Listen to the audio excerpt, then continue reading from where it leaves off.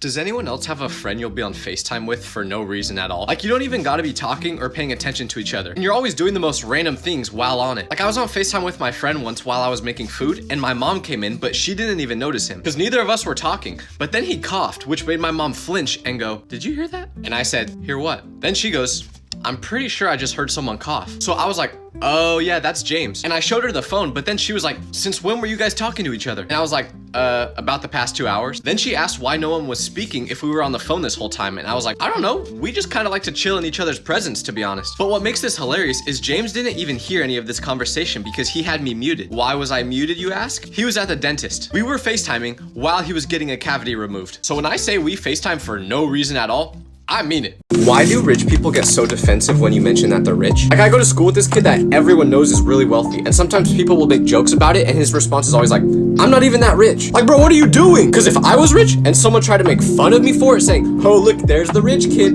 I'd be like, "Heck yeah, I'm rich.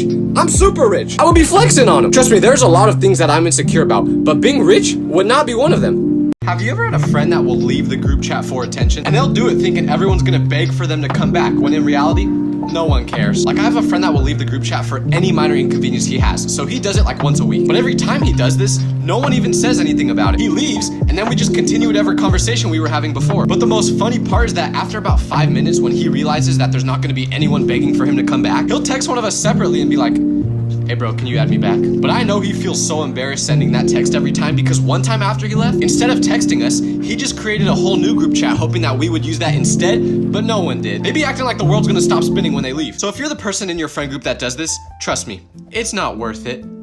In primary school, it would be home time and all the parents are standing outside waiting for the teacher to let you go.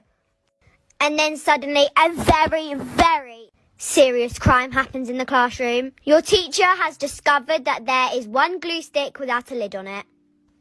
She would say, excuse me everyone, where is the missing glue stick lid? You are not leaving until somebody finds it. Everyone is on their hands and knees, desperate to find the stupid piece of plastic.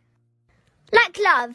It's only a piece of plastic. Nobody wants to steal it. No one wants to sell it. It's worthless. You can always tell when someone grew up with strict parents, because I had this friend when I was younger, and the first time he came over to my house, we went into my room to play video games, and after he walked in, I asked him to shut the door, but he looked at me as if I just asked him if he wanted to rob a bank, and then he was like, "You can do that?" So I was like, "Yeah, of course. That's what doors do. They shut." Then he was like, "No, but I mean your parents won't get mad if you shut the door?" Then he said something that was hilarious, but also really sad at the same time, which was, "Last time I tried shutting my bedroom door, my parents got so